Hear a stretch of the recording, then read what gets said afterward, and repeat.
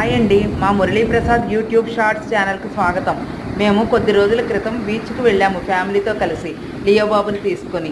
మా వారు దీన్ని వీడియో తీశారు. మీకు నచ్చితే సబ్స్క్రైబ్ చేసుకోండి, లైక్ చేయండి, షేర్ చేయండి.